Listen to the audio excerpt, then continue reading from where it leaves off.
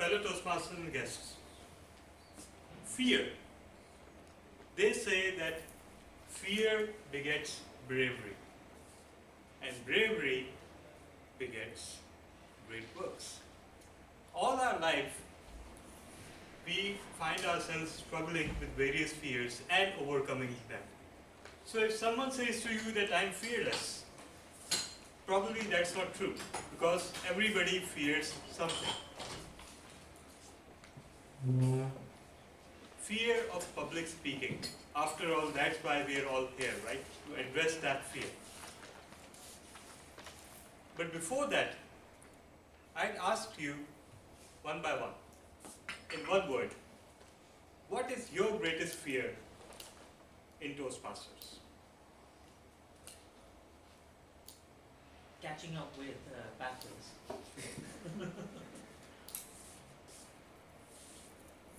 Everyone. Okay, standing in front of the audience. I think it's pretty much the same. Time. Impromptu speak. Evaluating someone. Right. Forgetting what to speak next. Time allocation is an issue for me, as what colleague said. Projector. Good one.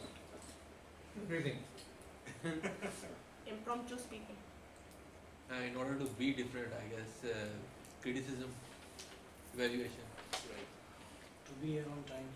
That's the big fear. So, interesting, because I'm not afraid of any of it. What I'm afraid is that little glass with money in it, as it makes its way towards me, and somehow I'm hoping that, I'll skirt it, but there's no escaping it. Our Sergeant at Arms makes sure of that. But nevertheless, who am I kidding? Yes, impromptu speaking is our greatest fear. Before we move further, I need 5 volunteers, and one of them must be a lady. Please stand up on your seats. A lady or play the role of a lady? Your choice. Please stand up on your seats. Good. Lots of impromptu speakers. Okay. Impromptu speaking is not limited to just Toastmasters. You can face real life situations where you're asked to speak and respond. So I'll ask each one of you some questions regarding certain real life situations. So my first question is to you. And you're sitting for an interview, job interview. Why did you leave your last job in 5 months? They didn't like me. Okay. You're facing the press and you're a celebrity. What do you say about the harassment allegations made by 5 different ladies against you? Yeah. Next question. Pardon? Next question. Okay. Good strategy, but won't work. Okay. Wife's question. Where were you last night? No comments. Won't help, trust me. Okay. Your boss. Why did you fail to meet the deadline? Because I was too lazy and I have the habit of procrastinating very badly. Truthful but not helpful. Nevertheless. Your mother-in-law. Did no one teach you how to talk with elders? I have the same question for you. Well done, everyone. Please take your seats.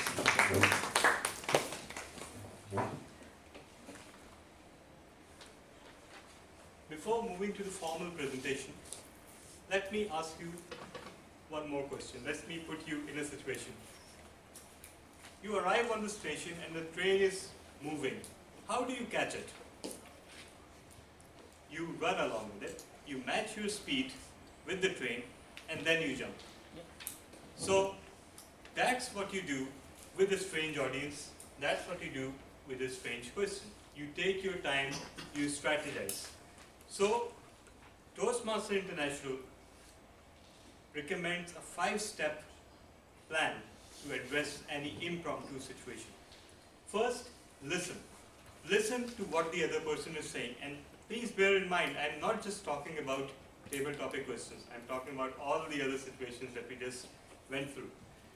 Listen, because listening gives you thinking time, and don't listen to respond. Remember, and this is also part of Toastmasters ethos. You listen to take in, to absorb, no matter how far away that person's point of view is from yours. You need to listen, you need to appreciate without the intent to respond. So that will allow you to listen better. Then take a pause, as several impromptu speakers do. They come here, they take a pause, look at the audience, and get full marks from the evaluator for establishing eye contact. Then confirm, and that's also a familiar tactic.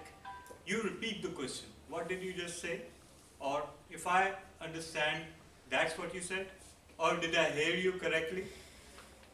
By repeating this, you not only buy yourself some time, but also you ensure that you've understood the question or the query or the situation correctly. Then tell. Now, telling is what your response is. And telling and responding can be through different strategies, which will come later in the presentation. But after doing all the first 3 steps, you should be in a good position. You should have made up your mind, and then you should tell the person why they are right, why they are wrong, what do you think, or for example, why their question doesn't make sense, or why does it make sense, or why you cannot answer it. Again, there can be 1,000 ways to reply, to respond to a situation. And then finally, you end. So how do you end? A classic technique to end your answer to a tough question is with a question itself, as Toastmaster Ashina just demonstrated. Answering a question with a question. It can be a good evasive tactic. It can also help you better understand the situation, but usually it's not looked favorably upon, especially if the person is in the position of authority. Next, we move on to the strategies. How do you respond? That's the tell part, that's the elaboration of the tell part that I was talking about. What should be your answer?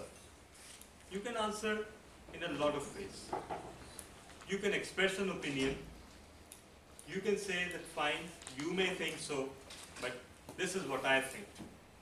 And this is what my opinion is.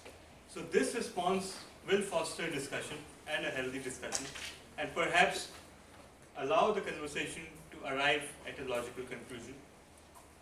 You can address cause and effect. So for example, if I ask the question, why did you not complete the assignment? You can say, because the deadlines were realistic. But it will be followed, the deadlines were unrealistic. It will be followed by another question. Okay, fine, but why didn't you say so in the first place? So again, you have to respond that maybe, boss, because you're so scary that I could not respond. I could not say anything at that time, and I sincerely hoped that I could have completed it, but sorry, I couldn't. So again, if it's a controversial statement, even then you can address it through cause and effect. A classic way to avoid controversy is to generalize. Whenever someone says about something, some personality which you happen to like, or for example their opinion about that personality or issue sounds inappropriate, it's not a good way to directly point out why do you think that person is wrong. Remember, this is not what we are taught at Toastmasters as well. Because direct confrontation without telling a good reason can foster conflict. And conflict is when a discussion gets nowhere. So our target is not to foster conflict, but to foster at least a culture of listening. Which brings me to my next step, break the topic into components. So if the topic is tough, or if the topic is far-reaching, or even if the topic is simple, you can divide it into components. So for example, if someone asks you, how was your day? Or did you have a bad day today? Any question can come, right?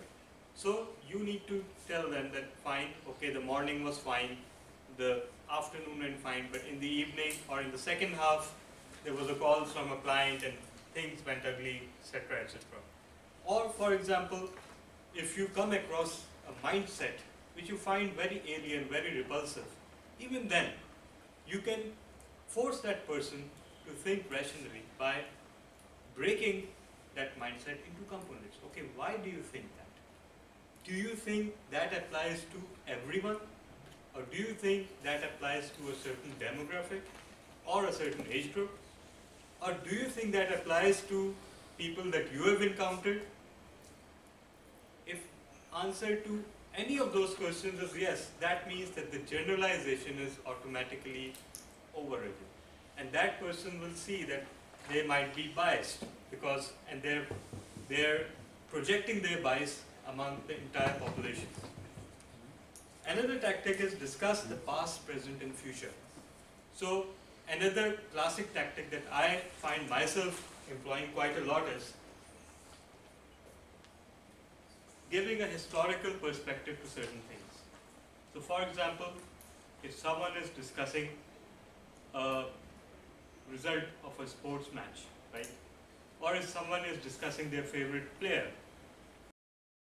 or if someone is admiring the acting skills of an actor that you cannot stand, then you can give them a gentle historical perspective. That fine, yeah, he or she may be good, but there have been many actors in the past who have played that role quite well as well, and you might want to see them. And in that way, without risking conflict with that person, you can gently guide them towards a wider perspective, and that always helps. Whatever you do, originally there were 3 rules here, but I added the 4th one. Be confident, be brief, be sincere. So that goes without saying. First of all, confidence. If you perform the first 3 scouting steps, then obviously you would be confident in your response. Be sincere. If you really don't feel like saying something, then please don't say it, because you'll come across as insincere. You'll end up misguiding the person, and you'll end up steering the discussion into the wrong direction. Be brief. Again, your responses should be brief, as my 15-minute presentation on impromptu speaking should be making it quite clear that brevity is obviously the most effective tactic in order to make your discussion fruitful. Finally, be brave, and that's what I want to focus a bit upon. How? Being brave doesn't mean that you need to punch the other person in the face. Being brave doesn't mean that you necessarily have to respond in kind. Being brave means that if you don't have the faintest clue, if you don't have the faintest idea, you just say, I don't know. Please guide me. Believe me, and I've seen this in my children.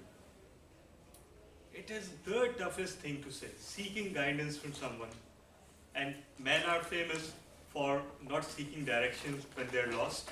So that also drives into this. They're not brave enough to admit that they're lost. They should better seek some guidance. So in the end, if you don't feel up to it, if you really think that you cannot answer this question without misguiding that person, go ahead and say it. I don't know, you tell me. And finally, the conclusion is that whatever your response to impromptu situation is, it should be substantial. It should not be oriented at causing conflict. It should be aimed at resolution. It should be aimed at helping others. And finally, if you don't know, just say it.